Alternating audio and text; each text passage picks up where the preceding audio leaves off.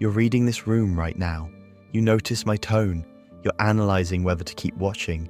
You just caught yourself analyzing your own analysis. You live with the lights always on.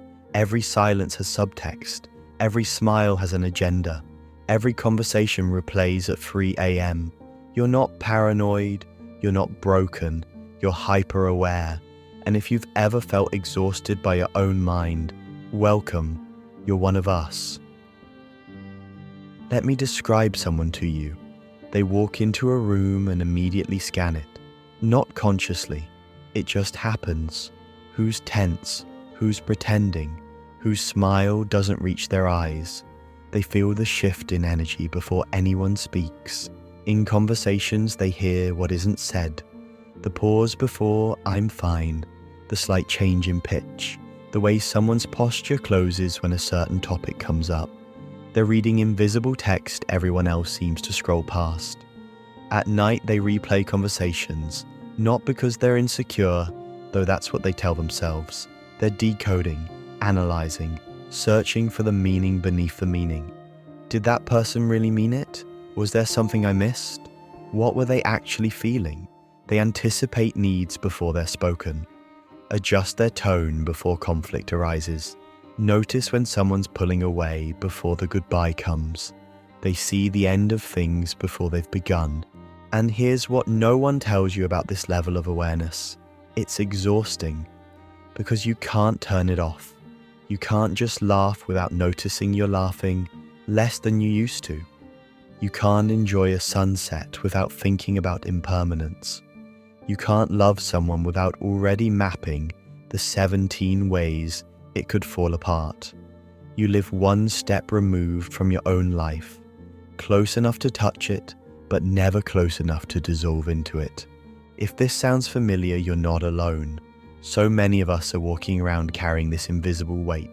We look fine, we function, we even excel, but inside there's a machine that never stops running. The question isn't whether you recognize yourself in this description. The question is, when did this start? And why can't you remember a time when your mind was quiet? This phenomenon has a name in psychology: hyper-awareness. But that clinical term doesn't capture what it actually feels like to live with it. It's metacognition on overdrive. You don't just feel emotions, you analyze them. Why am I anxious? Is this rational? Am I overreacting? You watch yourself feel things, which creates distance between you and the feeling itself. It's heightened interoception. You notice every micro-sensation in your body. The slight tightening in your chest, the flutter of anxiety before you've consciously registered what's wrong. Your body speaks a language most people don't hear, but you're fluent. It's living with what I call perpetual peripheral vision. While most people focus on what's in front of them, you're seeing everything at the edges too. The undertones, the patterns, the things people don't mean to reveal. Here's what makes this complex. This level of awareness often isn't a personality trait you were born with. It's a survival mechanism you developed. Let me take you back. You're 7 years old. The house is quiet, but you've learned that quiet has textures. There's peaceful quiet, and then there's the quiet before the storm. You learn to read which one this is. You study your parents' face at the door. Tight jaw means bad day. Make yourself small. Soft eyes means safe. You can breathe. You learn that survival isn't about what's said. It's about what's underneath. The mood you didn't cause but somehow became responsible for managing. You became a tiny emotional meteorologist, predicting weather patterns you had no control over. And here's the tragedy. You got so good at it, you couldn't stop. That child who learned to read rooms didn't develop a skill. They developed a lens they can never remove. What was once a shield became a window you're forced to look through, always. This is called hypervigilance. In unstable environments, your nervous system learns that missing a signal could be dangerous, so it doesn't miss any signals, ever. Even when you're safe now, even decades later, the system still runs. The awareness that once protected you now exhausts you. You became an adult who notices everything, the micro expression of disappointment, the slight withdrawal of affection, the moment interest fades. You see it all, and seeing it all means you can never rest in not knowing. This isn't a flaw in your design. This is an adaptation, a brilliant, painful adaptation to circumstances that required you to be more aware than any child should have to be. Now let's talk about what this awareness costs you. In relationships, you see too much too soon. You meet someone, there's attraction, possibility, but while they're falling, you're analyzing. You notice the way they deflect certain questions, the subtle avoidance pattern, the wound they haven't named yet. You can already see how this ends, not because you're psychic, but because you've mapped the architecture of their pain before they've shown you the blueprint. And here's the cruelest part. Understanding them so deeply doesn't bring you closer. It distances you, because you're not experiencing them, you're studying them. Love becomes a case study. Intimacy becomes data collection. You might tell yourself this protects you. If you can predict the ending, maybe it won't hurt as much. But that's the lie hyper-awareness tells you, that seeing everything means controlling everything. It doesn't. You still get hurt. You just get hurt while watching yourself get hurt, which somehow makes it worse. Then there's the invisible labor you carry. You're the person everyone comes to because you get it. You read between their lines, translate their emotions back to them, hold space for their confusion, and you do it naturally, even beautifully. But here's what they don't see. You've been doing this so long, you've forgotten how to ask for the same thing in return. People think you're strong because you understand so much. What they don't realize is that understanding has become your hiding place. As long as you're busy decoding everyone else, no one notices you need decoding too. You become the translator who has no language for their own experience. And there's something else, something harder to admit. Your empathy, that deep, almost telepathic ability to feel what others feel. Sometimes it stops being compassion and starts being self-abandonment. You understand why that person hurt you, their childhood, their fears, their limitations, and because you understand, you excuse, you stay longer than you should, you accept less than you deserve. You carry their emotional weather because you can feel it, and feeling it makes you responsible for it. Except you're not. You never were. This is the shadow side of hyper-awareness. The line between empathy and self-erasure becomes so thin you can't see it anymore. You're so busy seeing through everyone else's eyes that you forget you have your own. Let me ask you something. When was the last time you let yourself be angry without immediately understanding the other person's perspective? When did you last feel hurt without analyzing whether you had the right to feel hurt? This is what living with constant awareness does. It turns your own emotions into puzzles you have to solve before you're allowed to feel them. You know what the most painful part is? The loneliness. Not the loneliness of being alone. The loneliness of being surrounded by people who don't see what you see. You're at a party and everyone's laughing, and you're laughing too, but simultaneously you're aware of the performance of it all. The social scripts, the masks, the desperate, beautiful effort everyone's making to connect while staying safe. And you can't unsee it. You can't just be in the moment because you're always aware of the moment. Always one step outside of it, watching, analyzing, understanding. You're exhausted, not from doing too much, from seeing too much, and there's no socially acceptable way to say that. So you smile, and you say you're fine, but fine is a mask too, isn't it? Here's what I need you to understand. All of this, the constant analysis, the reading of rooms, the anticipation of pain, it's not really about understanding. It's about control. Somewhere along the way, your nervous system made a calculation. If I can see everything coming, maybe nothing can hurt me. If I can predict every outcome, I can prepare for it.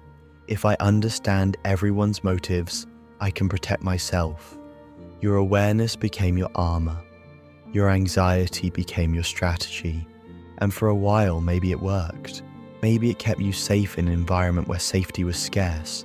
But here's the thing about armor. You can't take it off without feeling vulnerable. So you just keep wearing it, even when the war is over, even when you're finally safe. The lights stay on because you're terrified of what might happen in the dark. But let me tell you what no one else will. You cannot control life by understanding it. You cannot prevent pain by predicting it. You cannot earn safety by being vigilant enough. The choice your younger self made, to stay aware, to stay alert, to never miss a signal, that choice made sense then. It was brilliant survival. But what saved you then is imprisoning you now. And this is the invitation. What if you didn't have to know everything? What if some silences were just silences? What if some moods weren't yours to manage? What if you could experience life without constantly translating it? This isn't about becoming less aware. It's about becoming selectively aware. It's about developing a skill you were never taught, the ability to let things pass through you instead of staying in you. Not everything needs to be decoded. Not everything has hidden meaning. Not everything is your responsibility to understand. So how do you live with this awareness without being destroyed by it? The answer isn't to stop seeing. You can't unsee what you've already seen. The answer is to change your relationship with what you see. First, you need to understand something fundamental. Peace doesn't come from knowing. It comes from trusting. Right now, your hyper-awareness is running on the belief that if you understand enough, you'll be safe enough. But safety doesn't come from prediction. It comes from building a self that can handle uncertainty. A self that doesn't collapse when the unexpected happens. This means slowly, carefully, learning to tolerate not knowing, sitting with the discomfort of unanswered questions, letting someone's mood exist without needing to fix it or figure out if you caused it. It means practicing what I call selective perception. Not every piece of data needs to be processed. Not every micro expression needs analysis. Some things can just be noise, and developing the wisdom to know the difference. That's the real skill. Here's a practice. When you notice yourself analyzing, pause. Ask yourself, is this observation serving me, or is it just my old survival system running on autopilot? If it's the latter, you can choose differently. You can let it go. Not every silence needs decoding. Not every expression needs interpreting. Not every shift in energy is yours to manage. Second, you need to reclaim your boundaries. Your empathy is a gift, but gifts can be given inappropriately. Just because you can feel someone's pain doesn't mean you're responsible for carrying it. Just because you understand why someone hurt you doesn't mean you have to accept it. Understanding and excusing are not the same thing. Compassion and self-abandonment are not the same thing. You can see someone fully, understand them deeply, and still say, I see why you are the way you are, and I still deserve better. This is the boundary hyper-aware people struggle with most, holding two truths simultaneously. I understand you, and I'm still leaving. I see your pain, and I still choose myself. Third, and this is crucial, you need to direct that powerful awareness inward, not to analyze yourself, but to witness yourself. What if you gave yourself the same quality of attention you give everyone else? What if you noticed your own needs before they became emergencies? What if you listened to your own exhaustion with the same care you listen to others' pain? Turn that awareness into self-compassion. When you catch yourself overthinking, instead of judging it, say, of course I'm doing this. My nervous system learned this was safety. I'm not broken. I'm adapted, and I can adapt differently now. You spent years becoming fluent in everyone else's emotional language. It's time to become fluent in your own. And finally, find your people. The ones who see as deeply as you do. the ones who understand that awareness isn't a flaw, it's a different way of being alive. You're not too much, you're not too sensitive, you're not too deep. You've just been trying to speak a language in a world that mostly operates in a different dialect. But your people are out there, and when you find them, you won't have to translate yourself anymore. Let me reframe something for you. This awareness you carry, it's not a curse disguised as a gift.